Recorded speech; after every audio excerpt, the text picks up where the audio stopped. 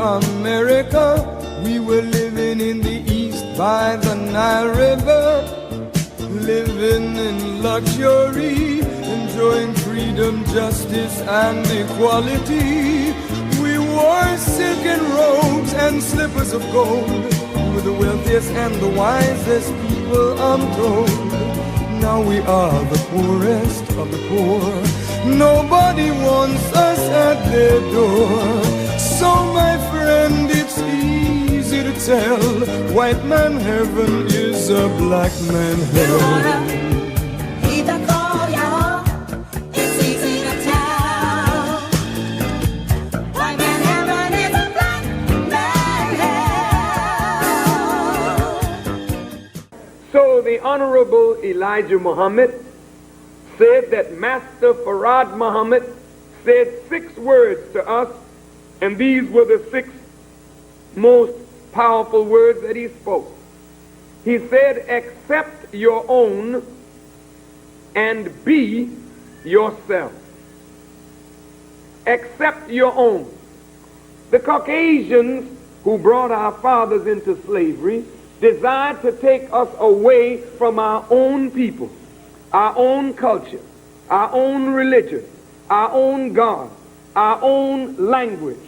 So we have grown up in America away from our own mind, away from our own selves, and so we have been actually indoctrinated with an alien mentality. 10,000 fearless men.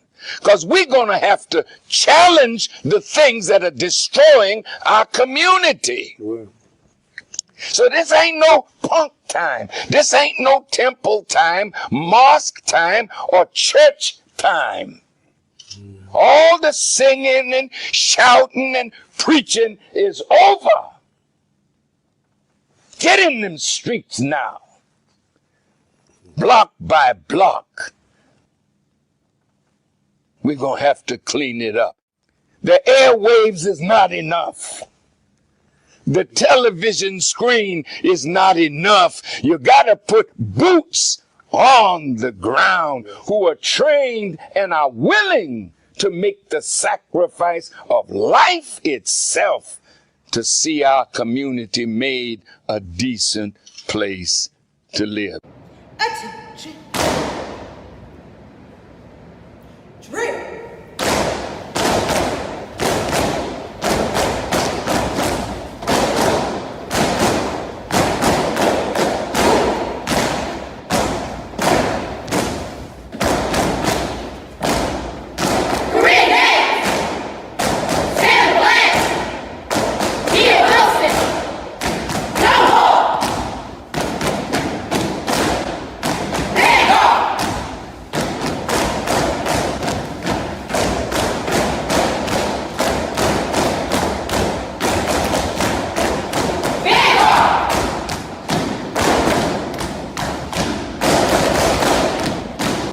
Soldiering is a part of the Nation of Islam, and it readies all of us to obey the commands of God. Now some will ask, well, why military drill? Because this is what produces the camaraderie. Facebook and Instagram thought that they could ban the Honorable Minister Louis Farrakhan. But in reality, they can't, because he already lives in us and millions of others. قل أعوذ بالله من الشيطان الرجيم بسم الله الرحمن الرحيم الحمد لله رب العالمين الرحمن الرحيم مالك يوم الدين إياك نعبد وإياك نستعين اهدنا الصراط المستقيم صراط الذين أنعمت عليهم غير المغضوب عليهم ولا الضالين آمين. In the name of Allah, Master Farad Muhammad, the one true and living God, to whom praise is due forever. I bear witness that there is no God but Allah, and that the Honorable Elijah Muhammad is his messenger. Peace, family, and welcome back to another wonderful episode of WHID-FM. WHID-FM is your personal platform where those of us striving to follow the life-giving, life-saving teachings of the most Honorable Elijah Muhammad, as given to us by his premier pupil, the Honorable Minister Louis Farrakhan, gather right here in this virtual meeting place to answer that most critical question of what has Islam done for me. It is Sunday, April 20th, and at this time we're going to turn it over to our special co-host, Sister Janine Muhammad, who is a superstar student here in the ministry at Muhammad Mosque number 6 under the leadership of our beloved brother, student Imam Abdul Salam Muhammad. Sister Janine. Assalamu alaikum, family, and thank you for joining us for a wonderful episode of WHID-FM. We're glad that you take time out of your busy schedule each and every Sunday to hear the stories from our guests about what Islam has done and continuing to do for them. I'm going to introduce our guest for tonight, who is Brother James Muhammad, who is an award-winning journalist and communications professional with more than 40 years of experience. He was born in New Orleans, Louisiana, and grew up in Cincinnati, Ohio. He is a member of the Nation of Islam and served as editor-in-chief of the Final Call newspaper, where he traveled the world covering international events and reports on the travels of the Honorable Minister Louis Farrakhan. Brother James was instrumental in organizing the historic Million Man March in 1995, and later served as the communications director and vice president of SEIU Healthcare Illinois, a 90,000-member union of healthcare workers, and also led the group's program on organizational equity and inclusion. He is a founding member of the OEDE Twin Scholarship Fund, established by members of the Omega Psi Phi fraternity, of which he has been a member for more than 50 years. So we'd like to welcome you on the show tonight, Brother James. Assalamu alaikum, sir. Wa alaikum salam. Thank you for having me. I'm honored. I'm intimidated too by two young, sharp journalists right here. No, sir, no need. I promise it's going to be a great show today. And I want to get us started on our first questions. And usually we like to get a backstory on our guests on what brought them to the Nation of Islam. So can you tell us about how you got exposed or how you were introduced to the teachings of the Most Honorable Elijah Muhammad? And what made you say, I want to be a part of this forever? Yes, ma'am. Well, first of all, Bismillah ar-Rahman ar-Rahim. I bear witness there's no God but Allah. And I bear witness that Muhammad is his messenger. But I further bear witness that we here in the wilderness of North America also needed a voice from Allah, needed resurrection as we celebrate Easter Sunday. And we have been blessed with a man who has put in the work to help raise our people to a level where, as the minister said, where we will accept our own and be ourselves, and that is the Most Honorable Elijah Muhammad. And I further thank them both for leaving with us a divine, humble, and holy reminder, to whom I owe much to personally, and to whom we owe much to as a nation, and that's the Honorable Minister Louis Farrakhan. So I do greet you once again in peace. Assalamu alaikum. Walaikum salam. Yes, to answer your question, and also as another addendum, I just found out that myself and Brother Donald were born in the same hospital in New Orleans, Charity Hospital. So big ups to my brother Donald. I was raised in Cincinnati, Ohio, where I first came in touch with the teachings. I was a supervisor, a young supervisor who got into a program, I guess partly due to affirmative action, but I was a supervisor at Ford Motor Company. And as a member of Omega Psi Phi and working at Ford, our fraternity decided to bring the Honorable Minister Louis Farrakhan to the University of Cincinnati for a speech. I had never, I was lost at that time as well, as many of us are. And I had really never heard of the Honorable Minister Louis Farrakhan and never really was engaged with the teachings of the Honorable Elijah Muhammad. Growing up, I would see the brothers selling the Muhammad Speaks newspaper on a place that we call People's Corner, which was a shopping district in Cincinnati, Ohio. But I never, never became familiar with them, never did much other than to see them and witness them on the corners and in the streets selling the Muhammad Speaks. So when we brought the Honorable Minister Louis Farrakhan to the University of Cincinnati, his message moved me at that time. And that's when I started to attend a small study group of believers as we strive to set a foundation in Cincinnati, Ohio. And from there, it grew and grew and grew to where it is now in the city of Cincinnati, Mosque number 5.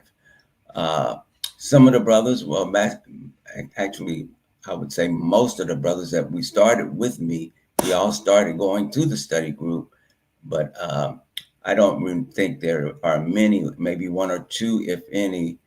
There is definitely one or two that are still engaged in the process of being a member of the Nation of Islam or being active in the Nation of Islam. So that's how I started in Cincinnati around 1980 when I started going to the study group.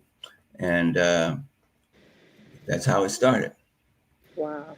So my next question for you is, did you personally go to the lecture? I believe it was in 1985, Power at Last.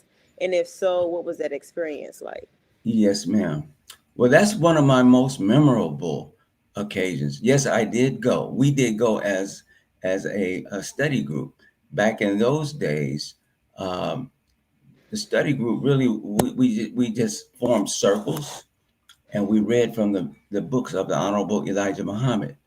And just for months and months and months, we would go through message to the black man, Fall of America, How to Eat to Live, Our Savior Has Arrived. We would just go through them, reading them, discussing them. And when we finished them all, we would start over.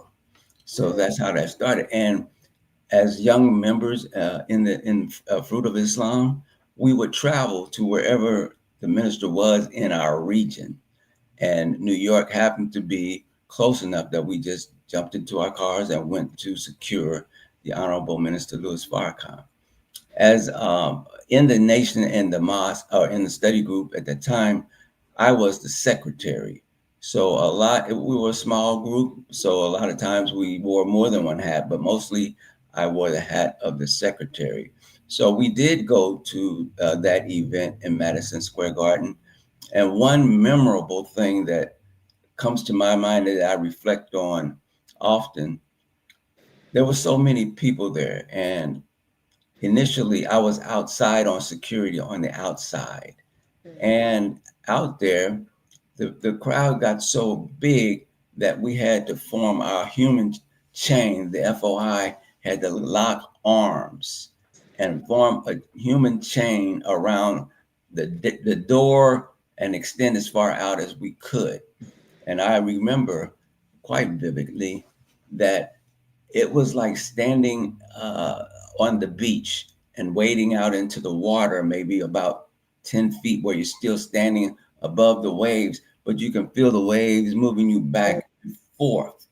And I felt that, we felt that. And I remember just thinking in my own head, I was praying that Allah would bless us, that they would not, break through, because it was just like that. We were rocking like as if the waves was hitting us. And by Allah's grace, it didn't break. I don't think they were, it was just a crush of the crowd.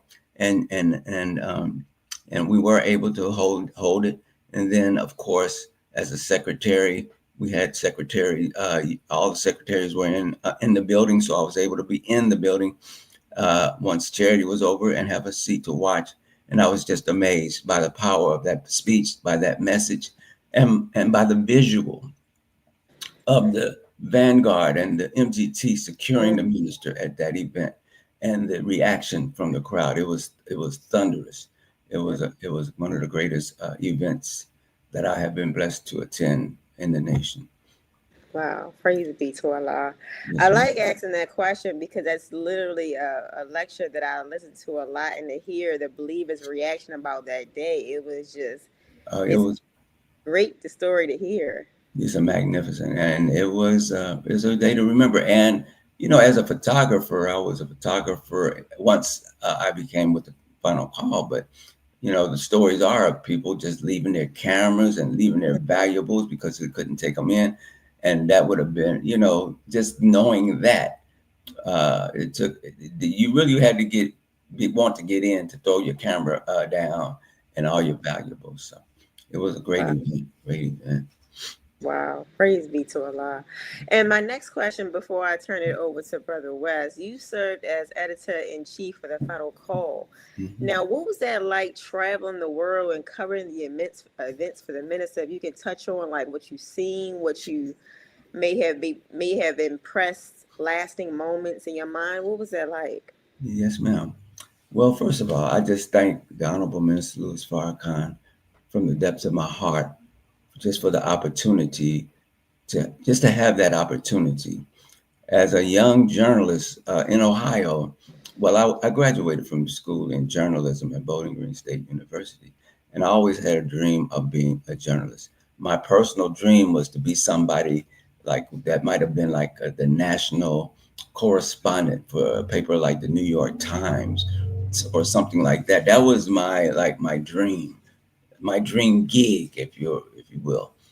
But being the editor of the Final Call it puts that dream, it drives it into obscurity, because there was nothing greater than to represent the Honorable Minister Louis Farrakhan and to be the voice to the people of the Word of God as the editor-in-chief. And it was a great, humbling responsibility that I did not take lightly.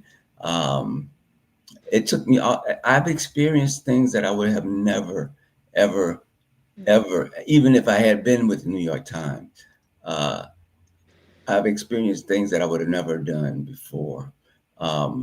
Being the editor, well, first of all, I came up, maybe we'll get to it, but I before I was the editor, I was a contributor, then a staff writer, a managing editor. So I came up stage by stage, and before I became the editor. But as the editor, I mean, I've been blessed, as have many others on the E team and the Minister of Security. We've been around the world. One thing that I've done that I'm almost sure that not many people have done, that we did with the minister, I guess the word is circumambulated, or the word that we went around the world, meaning we started in Chicago, circumnavigated all the way around the world, and came back to our original place, not going to and from, but going all the way around the 24,940 miles diameter. So that was a blessing in and of itself, not to mention meeting heads of state, shaking hands with people like Muammar Gaddafi, just presidents of South Africa, Nigeria, Liberia, Gabon. We went all over Africa, and we were blessed to meet Nelson Mandela personally, and just many, the president of Mozambique. These are heads of state I'm talking about. And to be in their presence, as the Honorable Minister Louis Farrakhan listened to them, but I might also say educated them and demonstrated the high civilization that he represents as a Black man from America, that if we could all rise to that level, we would be on top of the world at once. And that's what he represents to our people. And that's what the Final Call represents and strives to deliver, a word that would bring that out of our people. But just to sum it all up, sister, it was the greatest opportunity of my life to this day to have been able to serve as student editor-in-chief of the Final Call newspaper. And I had a lot of help, a great staff along the way. And I'm just thankful to Allah for being able to walk that path. All praise due to Allah. Wonderful, wonderful. And at this time, I'm going to turn it over to Brother West. I believe he has some questions for you. So I'll. Yeah, I'm scared. I'm Nah, scared. no, sir, don't be. In the name of Allah, the Beneficent, the Merciful, I bear witness that there is no God but Allah, and that Muhammad is his messenger. Assalamu alaikum, Brother James. Wa alaikum salam, Brother West. Praise be to Allah. You know, it's an honor to have you on there, brother. Yes, sir. Ah. So my first, Go yes, ahead. sir, my first question for you. I wanted to know if you could please take us on a trip down memory lane through your journey of fulfilling the role of editor-in-chief for the Final Call newspaper, and also the different roles that you fulfilled throughout your total tenure. I wanted to know how did it begin when you started to write and also became the editor-in-chief? What were some things that you learned along the way, and what were some of your favorite moments that you've enjoyed through the years?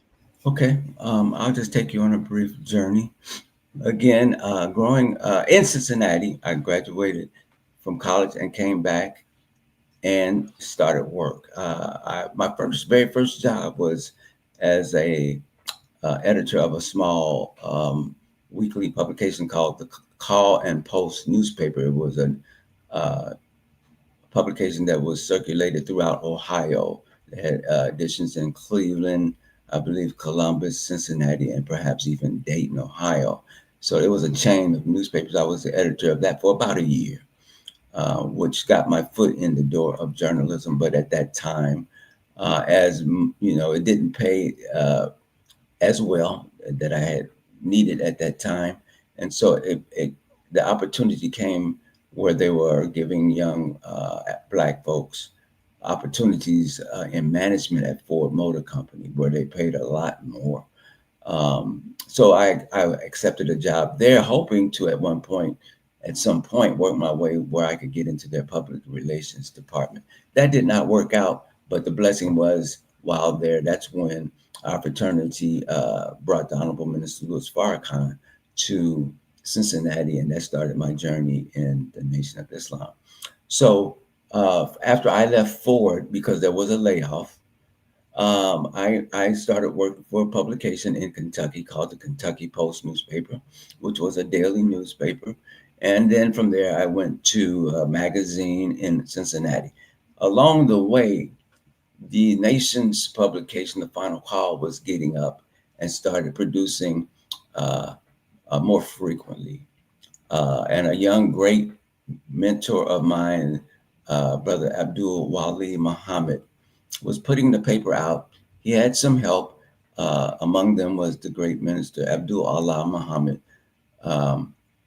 They were putting out the paper, but they needed another level of expertise, which at that time I was blessed to be able to provide. And when I say expertise, my training came up as I was into the weekly publications and then daily and then back to a magazine.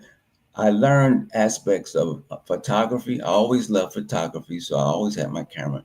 I learned film. I could develop film, print film, all of that. I had a dark room. I also worked at papers where we did our own layout. So I was able to draw up drafts of how a page should look. I knew how to paste up pages, and I just knew the whole scheme, the whole gamut of production, writing, and photography. And that was a skill set that Brother Abdul Wali sorely needed at that time. And as I began to contribute from Cincinnati, sending him articles that I wrote or photographs that I would take, going to Savior's Day and taking pictures and submitting pictures to be with whatever they produced for the paper, he noticed that, and actually got permission to bring me up to Chicago. And I started going up just on the weekends. Myself and Brother Wali, we would hunker down at the final, at that time we were either at the Final Call in the back room at the Final Call, and then at one point we moved over to the old Walgreens building. But I would go up on the weekend. He would put me up in a small motel, and we would just hang out all day, putting the paper together.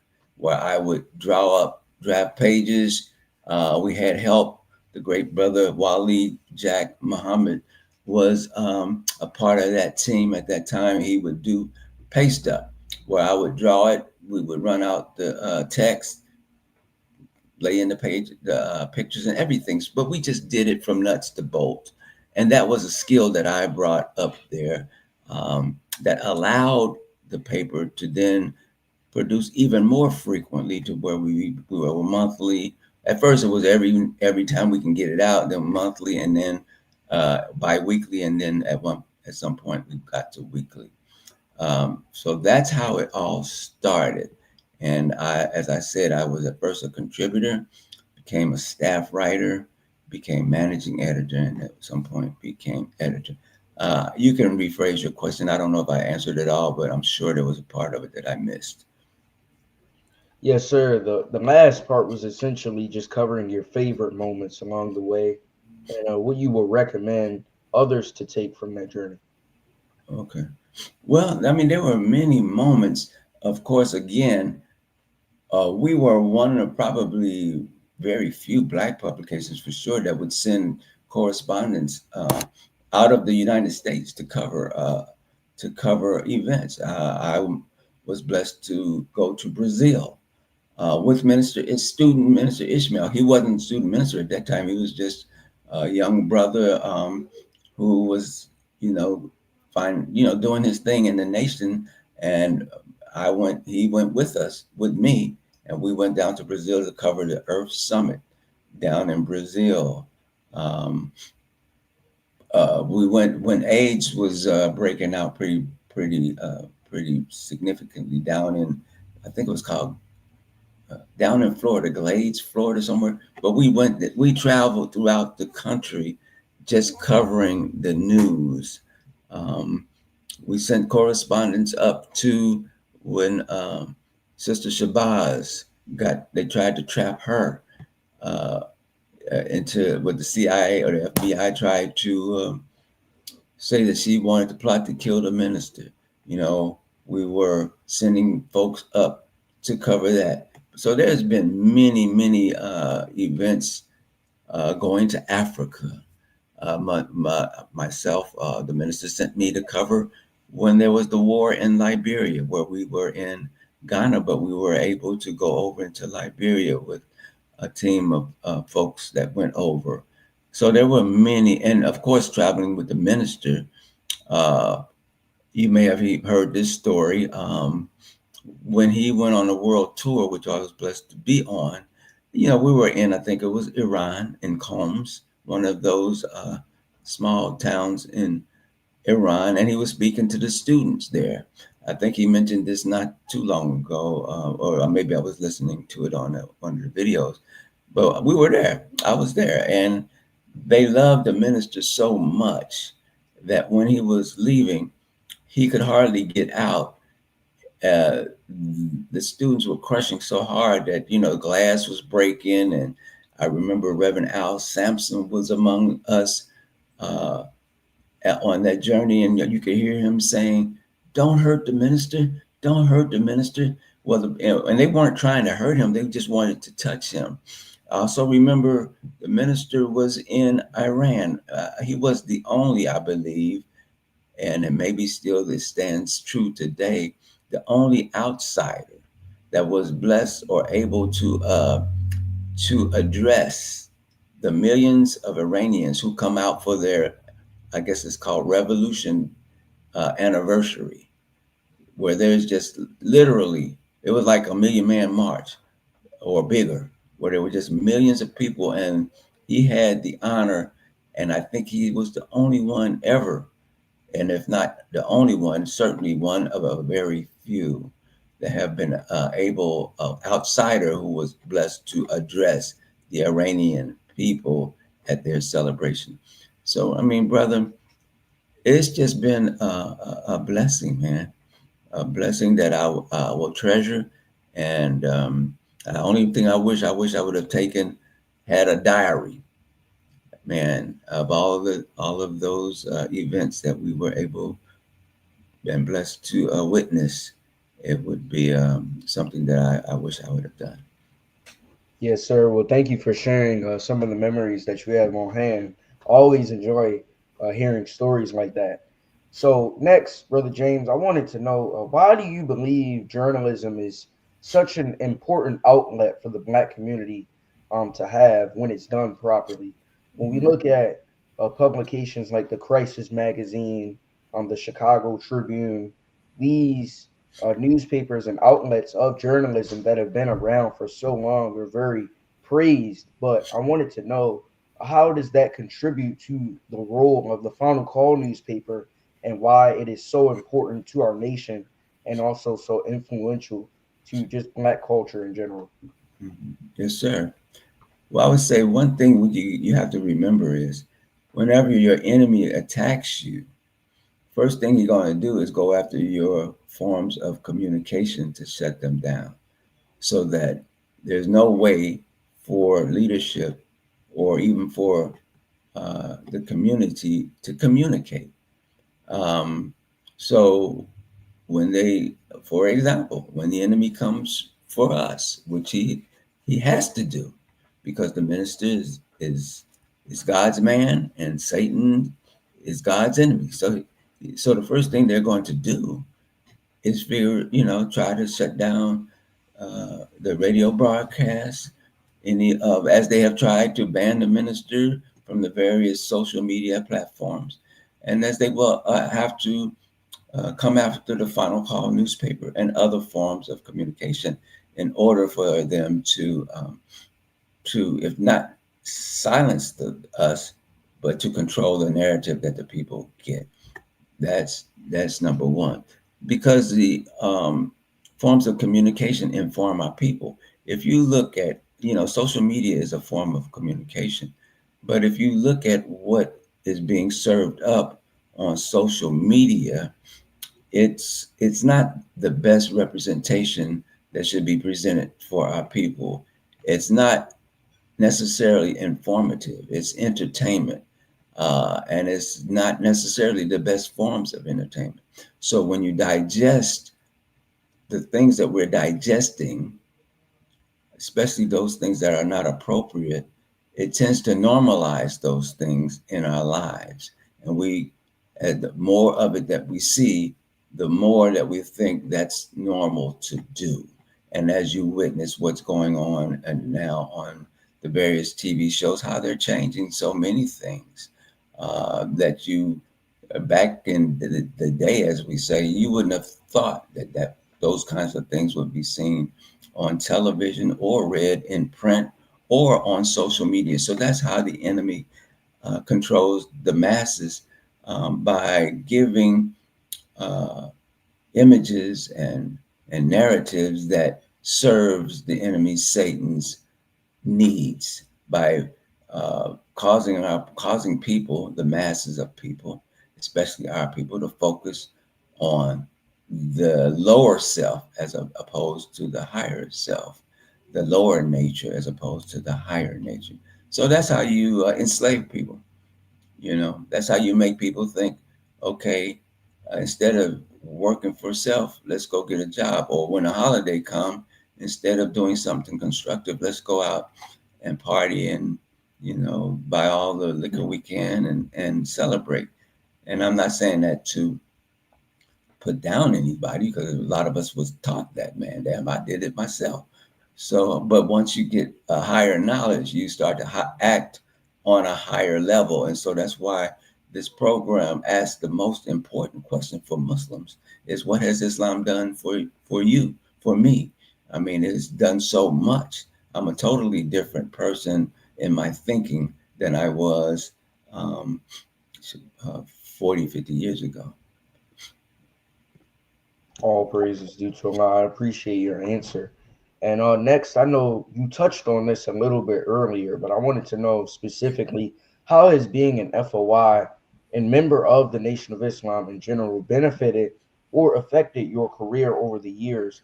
And what advice do you have for other MGT or FOI who are preparing or yearning to do the same?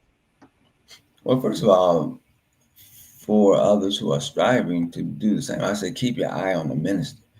That's number one. Keep your eye on the minister. Keep him in your prayers. He's our best example right now. But being an FOI, well, first of all, Brother West, just accepting Islam as taught by the Honorable Minister Louis Farrakhan changes a person immediately and dramatically. You can walk away from this teaching, but you will never forget this teaching.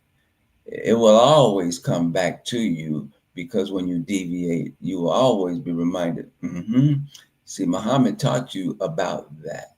So being an FOI and being aware of our general orders and striving to do the best, be as dutiful as we can to the restricted law, keeps us alive longer. By being obedient to the restrictive laws, by being obedient to the dietary. Like I said, 1 meal a day, never would have thought I would try to survive 1 meal a day because I'm used to eating 3 meals a day because, to be healthy. And that's what, when you talk about communication, the enemy has control of the communications. And so the norm is to be healthy, you have to eat 3 meals a day. And so that is accepted as actual fact by the population because that's what is being taught and given to us through our media. But then here comes a man that says, no, 1 meal a day is better. So when you accept Islam, you start trying to tailor yourself to 1 meal a day and trying to tailor yourself to eating the best foods and especially getting away from the pig, which was the first thing that you have to do, really. And it was very, I won't say difficult, but I like my bacon and my pork chops, but I got away from that. So, just being an FOI and being obedient changes your life immediately. Your skin gets brighter. Your way you think and talk is different. And you become different from even those around you, like my parents. They didn't know what was going on, but they at points rejected it. They didn't understand that I was cleaning up my life away from a way where I wasn't the best son that I could have been, but because they didn't understand it and because the word Islam was very unfamiliar to them, and especially nowadays how the enemy tries to denigrate the name Islam. Well, they kind of wasn't down with it either at that point. But brother, Islam changed my life. It will change anybody's life who comes in contact with the teachings of the Honorable Elijah Muhammad and strives to put them in effect in their lives. Yes, sir. I appreciate that. And I know you've done a lot of work with different programs over the years and you've fulfilled different roles in the Final Call newspaper. So I wanted to know if you can give us an update or sneak peek as to what's next for Brother James. For me? Yes, sir. Yes, sir. Well, brother, I'll be 71 this year, and I'm thankful to Allah that I'm able and have my health. But for me, brother, I intend to stay involved with my nation. I still do work with the Final Call as a contributing editor, as a person who kinds of proofreads and makes sure, hopefully, inshallah, that as few mistakes gets in as possible, if any, trying to perfect that process. And I want to give a shout out to our dear brother Naba as he works through some of the health challenges that he's dealing with, and our great sister Starla Muhammad, who is kind of directing the day by day and doing a very good job at that, along with those who are helping her. But my personal desire and goal is to keep active, to keep pushing. At some point, man, people keep talking to me about writing this book. That's why I say I wish I kept my diary. Some of the things are a little fuzzy, but inshallah, maybe one. I shouldn't say inshallah because it's going to be for me to do if I decide to do it. Just putting them into words and staying as active as I can and that's what I plan to do, brother, and try to accept any other opportunity and challenge that presents itself. All praise is due to him. I love the sound of that, and I want to be the first copy or the first recipient of a copy of your book. Yes, Yeah, sir. I'll give you a signed copy. But I do want to say Yes, this to sir. you, brother, because we did. I mean, I'm so proud of you, man, I of what appreciate you've it. been able to do and Yes, how sir. you're making your way through college as a very young man. Yes, I'm sir. proud. I know we did this project with the Womb Project down in Tuskegee, and you Right. actually you helped us in writing pieces for that. So I just want Yes, to sir. take and do a shout out to you and thank you for everything that you've been doing as well. I appreciate that, and I really enjoy my time working with you all and writing. That was Yes, just another day in the life of Brother James. yes, So sir. my next question for you before we go back to Sister Janine, I wanted to ask you, what has Islam done for you? Okay. Well, if you look at me now and had looked at pictures of me in the past, you could answer that for yourself. Uh, I was never a person who was like a gangbanger or anything like that.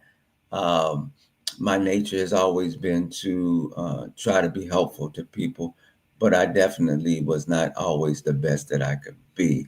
Of course, like many folks, I dabbled in things that were illicit.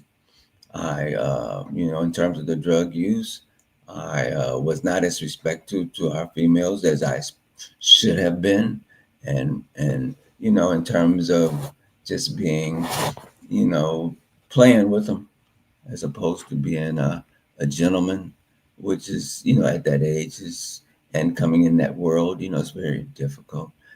Islam has straightened out my life. I was in the church. I grew up in the church, Baptist church in Cincinnati.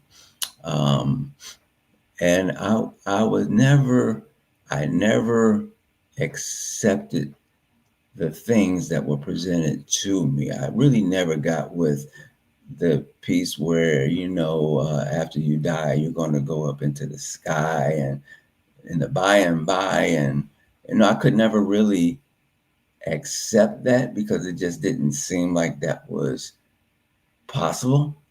I never could, I never understood how if I was bad, that I was going to go into the center of the earth where there was this red demon with a tail and a fire that just burned and burned and burned, and I would burn there. And that's kind of thing that, you heard growing up in the church. Also, I grew up in the church and they nurtured me. The church nurtured me, man. The beautiful Sunday school teachers, the brothers and the men who wanted you to be the best and was in those years they wanted you to have a better life than they had. Uh, and so that, I appreciated that. But I also, on a personal level, didn't I want to call it, and it's not to say, I want to call it like the hypocrisy in some of it.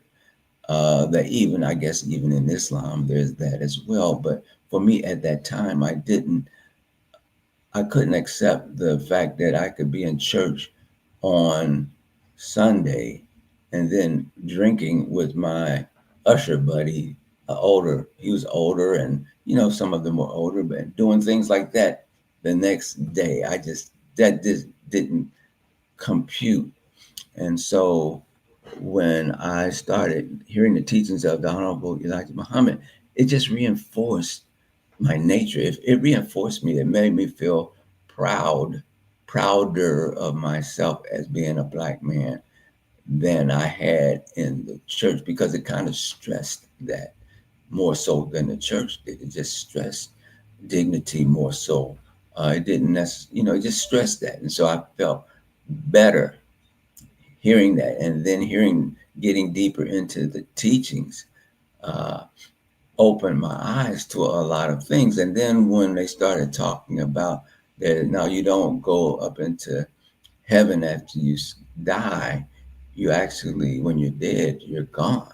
But maybe, yeah, you have spirit, spirit comes from the inside, not from the outside, and it comes your spirit.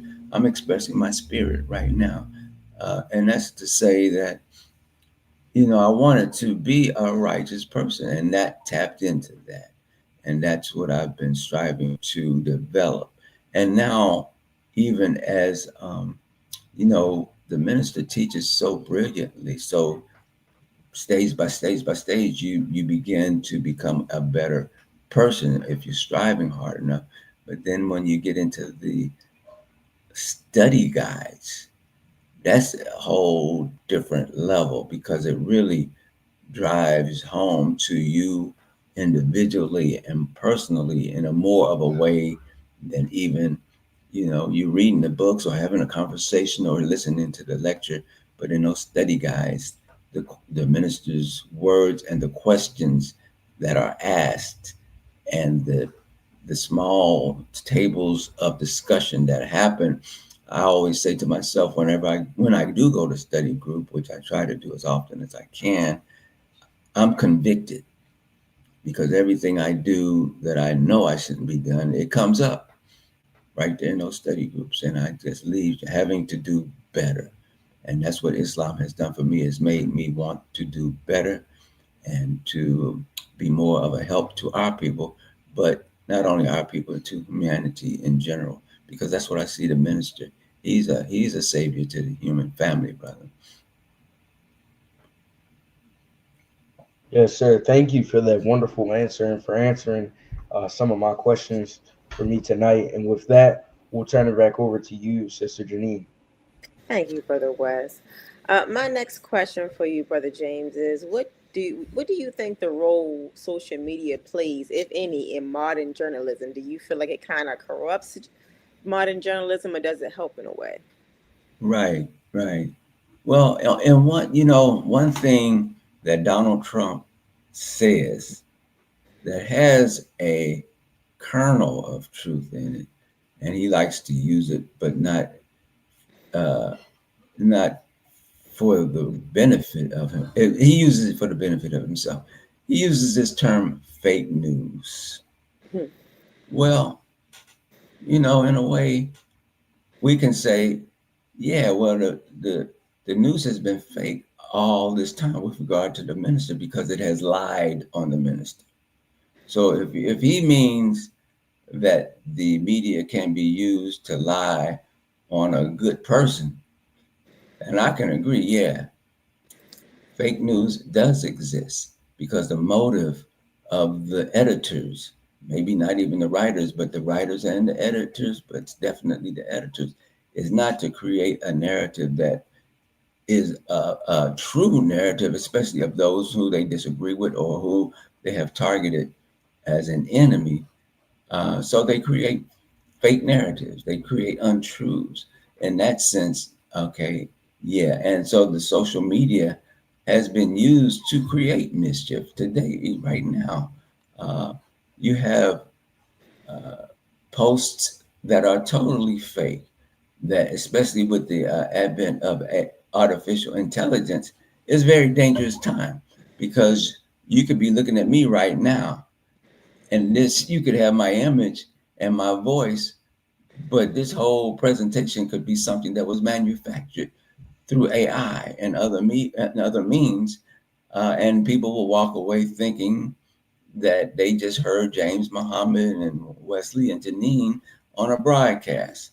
So in that sense, it's a very dangerous time, and we have to be very perceptive and look into anything that we hear. A lot of times in the last 20 years or so, journalists have been trying to be the first to put something out, especially with social media. So when news breaks, you heard it here first, even before they verify or check it out. And so you get lots of mistakes that start finding its way into even credible journalism. But you definitely have to be aware of what's going on in journalism. You have journalists and publications that are very good and are doing a great job, but there are far too many of them that are just out there to make mischief. There are some of the even credible quote unquote established news mediums that are just one-sided. Journalism is not one-sided.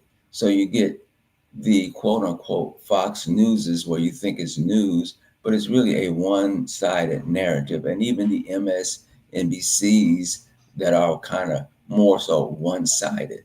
And that's not journalism. It's not journalism. Journalism is supposed to present the facts. And that's what the minister, when I became the editor, that was a thing that he told me. He said, brother, just find the truth and print it. That's the simple directive that he gave. And so today, you go online and you may think it's a credible news site with credible content, and it could be totally false. It could be. So, yeah, social media is a two-edged sword. If you mean well with it, you can do great things with it. You can tell truth with it. But there's too many people out here trying to make quick money, trying to capture eyeballs so that they can get paid through sponsorships and commercials. And they really have no mind on whether what they're presenting is the truth or not. It's really just to generate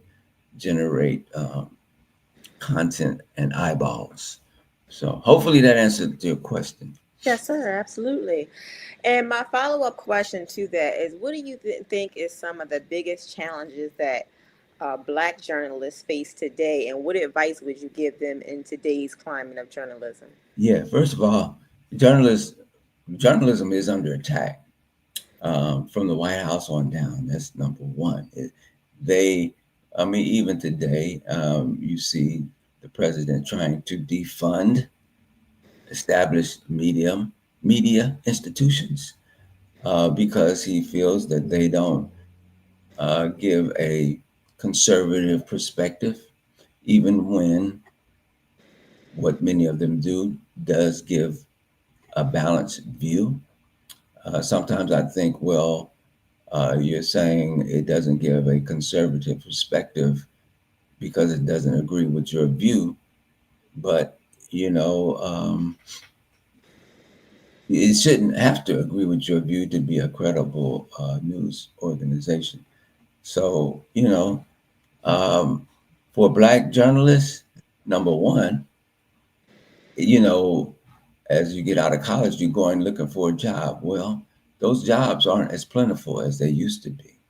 So for the journalists, you have to become skilled in the various aspects of modern journalism today, because now, like I was saying, when I came along, I was blessed that I learned all aspects of. I learned photo, layout, et cetera, et cetera. Well, nowadays you have to learn video, photo.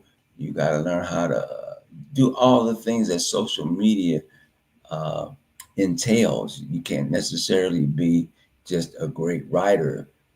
In many instances, you have to be multi-talented. So that's number one. And then, of course, the discrimination, even as today, these times, the president is driving back on, it used to be called affirmative action. And then they whittled down affirmative action. Now it's called equity and inclusion. And he wants to drive anything that has the word equity or inclusion in it. And that means if it ain't white, it ain't right. So that's the other challenge for Black journalists. The opportunity, though, is that, as Honorable Elijah Muhammad and Honorable Minister Luz Farrakhan always teaches us, do for self. So we have to find Black journalists, have to find ways to establish media organizations and product that they create. That we create, and inshallah, I'll be blessed that our people will be attracted to it, and not even only our people, but that's what it's going to take for Black journalists today, because the door is closing on a lot of opportunities that used to be out there, and the skill talent level has to be. You have to have more skills than you used to have. Yes, sir. Praise be to Allah. And my next question before I turn it over to Brother West to do our station ID, You said earlier in the show that you still was a contributing editor to the Final Call. So can you give us an idea of when you're writing a story, like what's your process when you begin to write a story? Yes, sir. And that's yes, ma'am. I'm sorry. That's a great question. Everybody has their own process. Uh, some folks can just sit down and bang out a story, and it'll come out perfect the first time. Some can bang it out real quick and then go back over it. Me, I'm more. Uh, I don't know if the word is thoughtful, but I'm more progressive. I go. I take it bit by bit. Number one, I gotta have my lead. I gotta know where what I'm writing about, and I like to write leads that get the especially for the shorter pieces. And some we have in our paper these days we have longer than we used to write them, and a lot of them are lengthier. But a quick lead that grabs the attention and pull my personal way is grab the attention and pull them through paragraph by paragraph, sentence by sentence, hope that they can follow everything that it is progressively takes them through the narrative of what is happening. Some people don't do it like that, so it does take me a little longer probably than some people, especially if you worked at a daily newspaper. When you work at a daily, your deadline is you come back to the office, you got to bang it out right then, and then so at weeklies, for example, maybe it doesn't have to be the right then, but maybe by the end of the day or maybe the next day it should be done. But for me, it's more of a progressive, thoughtful way of reading through my piece, sentence by sentence, making sure it all means something and it's followed. It doesn't just jump from one thing to the next without a proper making sense. So that's my process. Yes, sir. And at this time, I'm going to turn it over to Brother West to give us a station ID, and then we will actually lead into a question in the chat from one of our audience members. Brother West? Okay. Yes, ma'am. Thank you. You are listening to WHID-FM. Thank you for tuning in and spending your valuable time. Without you, there is no WHID-FM. If you have any suggestions, please email us at WHID1919 at gmail.com. And also, please subscribe to WHID-FM on YouTube and follow us on Facebook. And next week, our guest will be, inshallah, on Sunday, April 27th, 2025, will be Brother Student Minister Herman Muhammad from the Nations Study Group in Denver, Colorado. So make sure you tune in for that wonderful episode with our dear brother right here on WHID-FM. Thank you, Brother West. And there's actually a question in the chat that I wanted to ask you about. So they wanted to know about the World Friendship Tours in the 90s. What was that like? And can you give us an insight on that? Yes, ma'am. Again, I was blessed to go on a couple of them. The very first one was right after the Million Man March.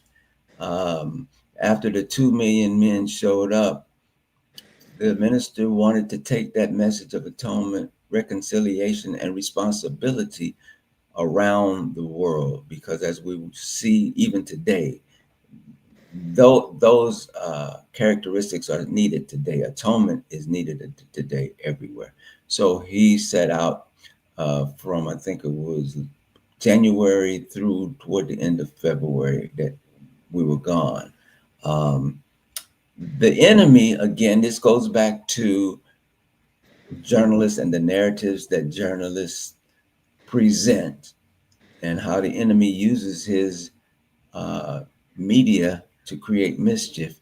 They tried to paint the minister's tour as cavorting with dictators, something to that effect. That was the narrative. Farrakhan is now going out, meeting with the dictators of the world, as if now they've never met with people that run Russia and China that they even call dictators.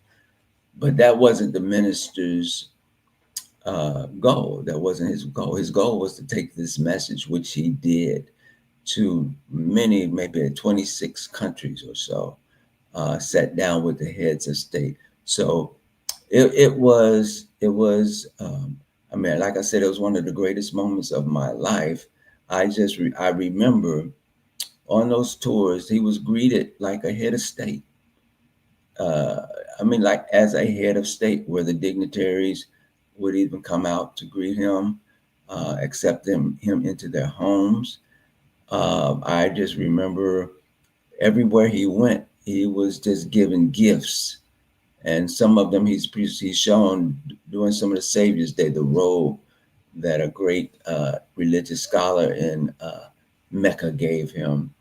Or we were in Nigeria, and there's this thing called a durba, and only at that time, only 9 people had been given the gift of a durba, which was basically a parade. And we were in Nigeria, where the different tribes, you would be sitting on a big stage, real high in the air, and they would come like waves representing their tribes. They would come on horses that had gold on their head, and they would rear them up, and they would have like weapons in their hands, spears, and raising them up, and the horses would be, raising up, and they would just come in waves and waves. And that's something that is just for only the highest level of dignitaries. And the minister was blessed to have a durba. He was gifted a horse. Wow. White horse at one of those stops in Nigeria. There were so many gifts that as we went from country to country, we had to come back to the base, which was in Ghana, and unload all of the gifts off the plane because the plane got too heavy. They were taking all those gifts off and laying them on the tarmac, and I guess rearranging or maybe sending some back to the States. But he got so many gifts.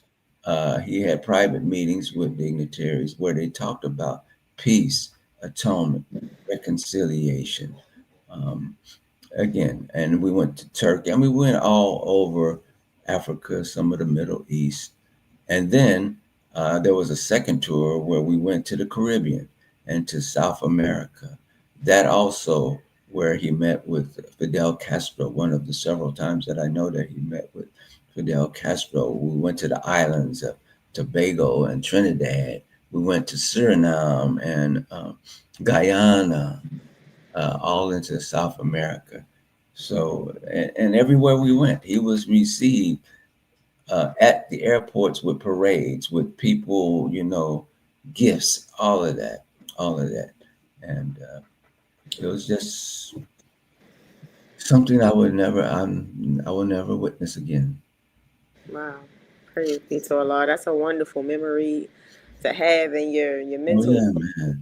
Oh yeah, man. Oh yeah. Wow. Yeah. And another question that came from one of our audience members, they're asking, what is it like to be in the presence of the minister, and how has it impacted you? Oh man, the minister, again, man, he's a blessing. He's a blessing, bro. He's a blessing. It is not something. If you get invited, if he calls you, then you don't know how to feel. It depends on how the call comes. And so, number one, you go with great humility and respect, and you pray that you're not in trouble. But I will say this too, even if you have done something that troubled the minister, and that's one thing that me personally, and I'm sure every other believer, you want to please the minister, not because you just want to, quote unquote, suck up. It's because you love the man who loves you. You love him, and I love you. Absolutely, you love him. And if he calls you, he ain't calling you for nothing to play. He has some questions, and he has he wants answers about it, and it may not, you may not be in trouble. He just wants to know what's going on, blah blah blah. But even when I will say it like this: whatever the issue is, when you go in to see the minister, even if he has some words that are not the best for you, if he has chastisement for you in a loving way, I mean, and that's the way it is delivered. He can deliver it in a way where man, you really messed up. You really messed up. But I'll tell you this: when you leave there, you feel so good, you fly home, because after he corrects you, chastised you with love, even though it hurts. By the time he's finished, he will have rebuilt you and put the bricks back together, and even a better way. And you will leave having learned a lesson, but even more than that, learn that what you just witnessed was love, even though it may have been uncomfortable.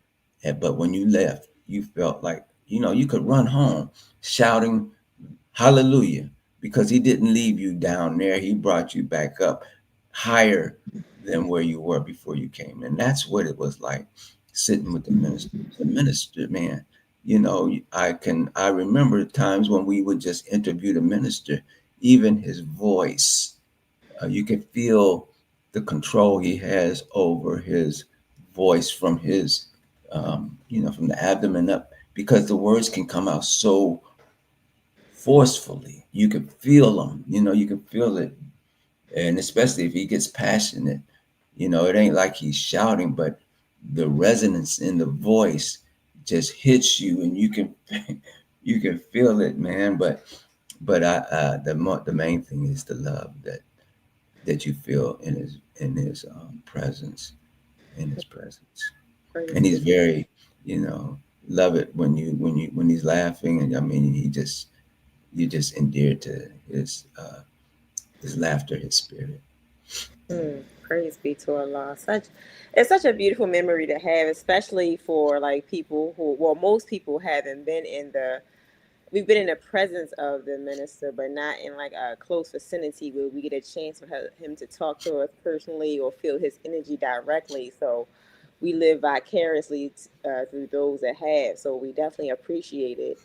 And one of the final questions I have for you is, you talked about how the heads of state in other countries received him. How has he been, or how have you witnessed him being received by the regular citizens in those states when he was doing the tour overseas? Oh yeah, man. I mentioned about Iran, but even throughout Africa where we went, I mean, the people. I mean, you might even see pictures of it. I mean, they at the gates, they're reaching for him. When he comes out on the tarmac, they have the children bringing flowers to him. And Mother Khadija, and I gotta say, Mother Khadija is love personified herself, man. It is just a blessing to be in her presence. She's such a beautiful woman, man. And I know the nation loves her. I know I love her. And just to be able to see her is a blessing of itself. But the children, I mean, everybody, and I'm not just saying this to say it, but everybody wanted to touch the minister. They wanted to be around him when he spoke, especially in some of the to the Muslim youth in some of those countries. They understood. They respected it. They clamored for more. And he went, I mean, wherever he went, he spoke. And that's the one thing about it on those tours. He has a team. And that's one thing about the nation. The nation is, for whatever our faults may be, we're one of the most organized, one of the most trained. We have depth to the organization. So wherever he went, you have video team, you have the journalists, you have security top notch, everything top notch. And I mean, following the man around, I think if anybody would tell you, it was exhausting. It was exhausting. It was a work of love, though, but it was exhausting. But as exhausted as we were, we couldn't imagine how exhausted the minister had to be. I mean, once he left the public, I can imagine once, like when he's speaking and he speaks 4 or 5 times a day on those trips to various audiences, by the time he's done, when he shuts that door behind him, that's when the adrenaline drops. And I'm sure, man, the weight of what he's just exerted, that energy, I'm sure it just, man, it makes what we were witnessing pale in comparison, because he put so much out in every speech, and he draws on the wisdom that the messenger gave him and the spirit of Allah when he delivers it. So he don't shortchange anything. When he delivers it, he gives it his all. And he could sit for hours at his table even just teaching. But when that's all done, boom, the drain, I'm sure, has to hit him. And but we too, it hit us, but not like I'm sure it hit him. And it was a learning experience, and it was a joy to be able to do it. From the video team to the writers to the security, all of that. We have an organization that's unmatched by any other in in America. And that's why the Nation of Islam is the last men and women standing in the opposition to the enemy that has gripped this nation and the whole world. The nation is the last, and that's why they got to come at us. Yes, sir. Praise be to Allah. I just pray Allah we're strong. I pray I'm strong enough, man. And I pray we're strong, because he ain't coming the same way he came in the past. He's tried that one. But we got a God with us, man. And once he starts putting things in motion, we're gonna be good. We're gonna be good. But it's what they're doing over in Palestine now. I mean, it's like America has something to pay for. They got a price they got to pay. The minister said, add it up. Bro, those Zionists over there, what they're doing to our brothers and sisters, man, that price is going to be heavy once it comes. It's going to be heavy, in my opinion. It's in my opinion. But I pray for them as well. Absolutely. And you actually led me into the final question of the night. Now, we are in a time, and even I can say, growing up in the Nation of Islam and hearing other believers say they never thought they would see the time that we're seeing now, actually seeing America fall and seeing everything and seeing the destruction as it's happening in real time. What advice would you give any believers, young, old, new, or has some time in, about how to get through this time? What advice would you say about this time that we're in right now? Well, again, I would say keep an eye on the minister. I would say go to store.finalcall.com. Get Message to the Black Man, Fall of America, Our Savior Has Arrived, How to Eat, Live, Book 1 and 2. Start reading those, because everything that he wrote, just like scripture and prophecy, everything wasn't necessarily for the time when he wrote it. But if you read it today, those words are jumping off the pages of those books, because you can see them happening right today. So that would be number one, and staying in prayer, number two. But the words, like the minister said in your promo, accept your own and be yourself. You got to know what your own is, and you have to understand. I was a young man once, so I know. Being young, you got bravado. You want to be hip. You want to do things that young people do. You want to push the envelope. We did that. But you also got to understand that, like you were saying, the time. Once you look at those books and see the time, you got to change up. You got to change up and be in a place where you can survive. And being out there partying, shaking your behind and doing all that ain't the place to do it. I'm not saying that you have to, you can't do, you can't have a good time, but you gotta know what moderation is. You gotta know that the alcohol and the drugs, maybe you gotta take another look at that, because that's not helping you. You gotta pull out of Satan's world, basically, and that's what student minister Ishmael kind of touched on today. You got to pull out. You got to understand, in my opinion, that just as we talked about in journalism, that those publications, those social media, they create a narrative of what is right, what is expected, the things that are cool to do, that they can normalize it. The more you see them, the more normal they become. And so once you start normalizing behavior that is not pleasing to not only to Allah, but to just the civilized people, as Mr. Ishmael was talking about, man, when you listen to the rap that some of us produce, I mean, to hear it is like an offense if you listen. And so some of us are listening to it day to day to day. And so those things that they're talking about in the rap become normal. They don't seem out of place. And so you have to understand, this is a new day. Things are happening. And if you really do want to survive, you'll have to change your life. We have to change our lives. And that's what the minister's message is. Yes, sir. Praise be to Allah. And I want to say we definitely thank you for joining us today and answering those questions and giving us an insight of your journey in the nation of Islam. And I pray to Allah you have many, many more years to, endure and be in this beautiful nation. And we definitely appreciate you for coming on today.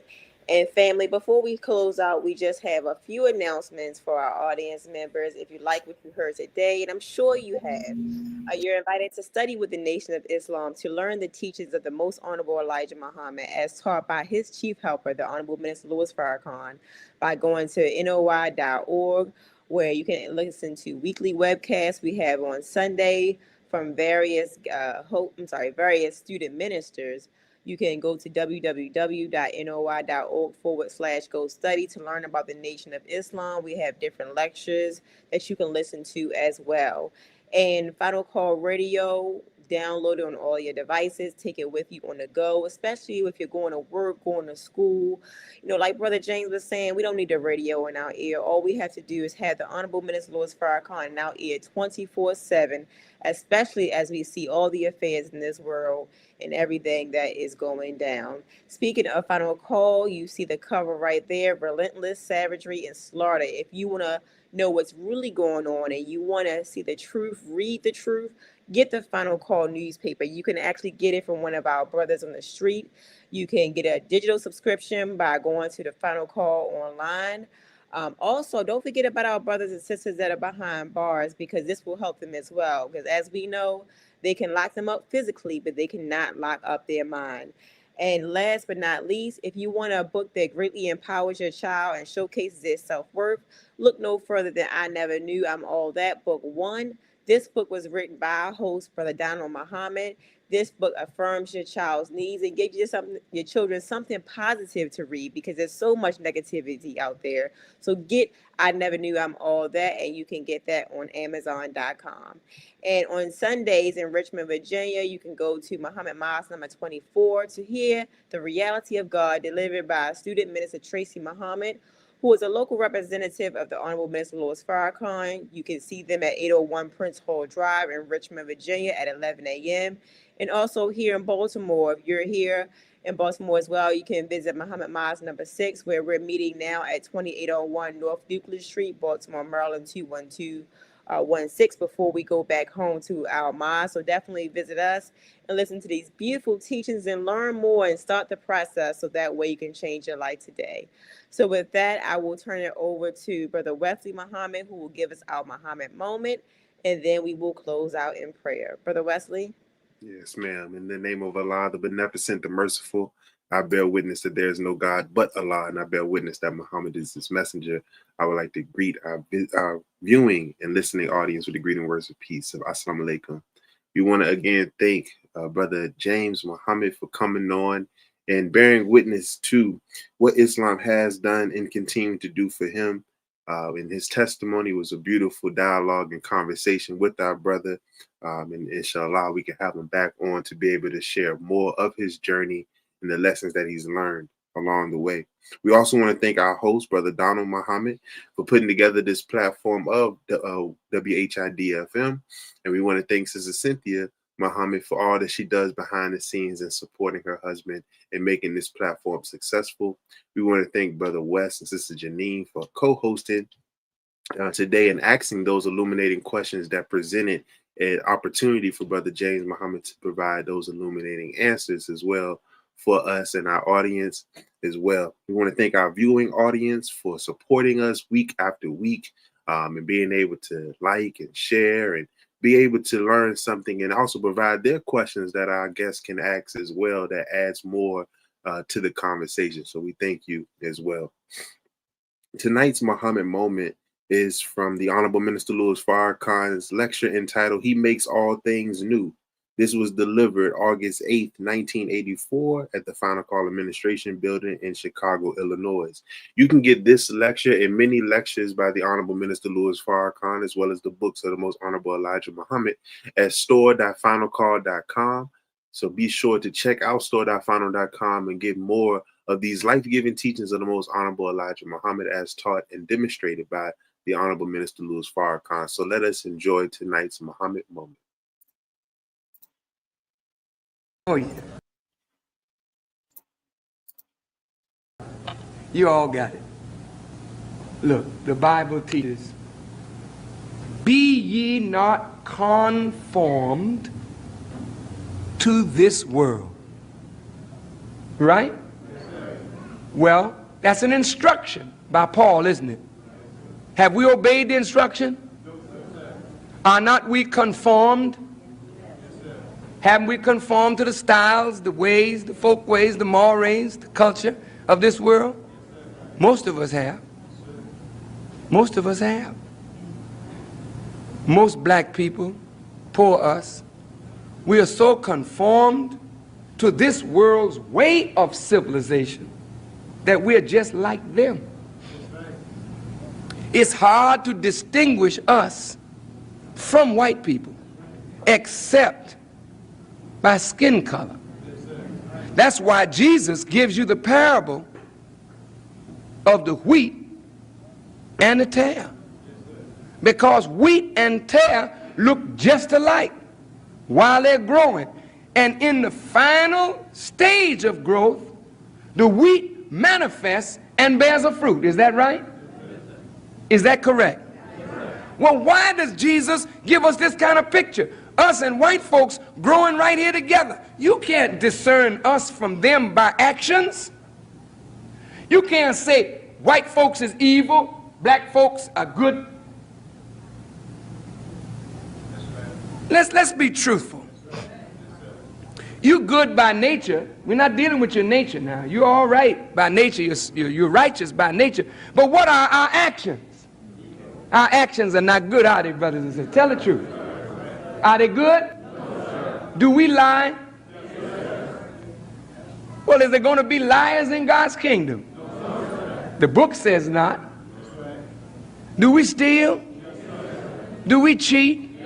Come on. Do we do these things? Do we steal?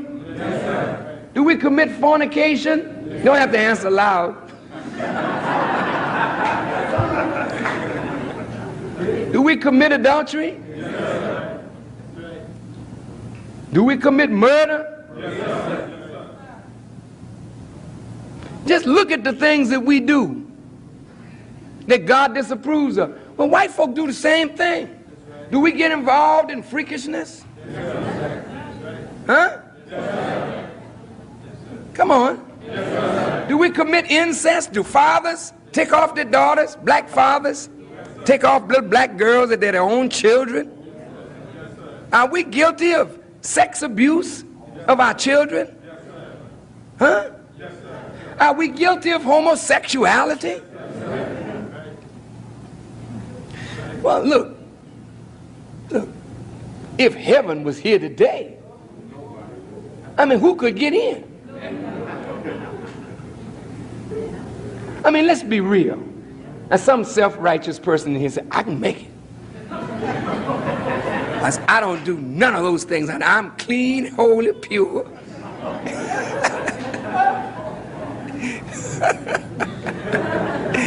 You can fool yourself if you want to. But the Bible says, and it's right, and the Holy Quran bears witness, that all our righteousness with God is as filthy rags. And the Holy Quran backs it up, saying, if Allah were to punish us for our sins, not one soul would be left alive on the earth. That don't leave nobody out, does it? So you see, brothers and sisters, we are a long way off, but we are the wheat. And the difference that makes us wheat is when the truth is sounded in your ear, immediately when you hear it, you recognize it, you start making a change, you become productive. There's the wheat, then right next to you is a tare. Somebody that don't want the truth, won't be productive, won't make a change, then that tare will do what to the wheat? It will try to choke out the wheat. Ain't that something? And that's why you got to separate wheat from tare. Now it's a very hard time that we're living in, because when we accept the truth and someone close to us won't accept it, you start bearing fruit.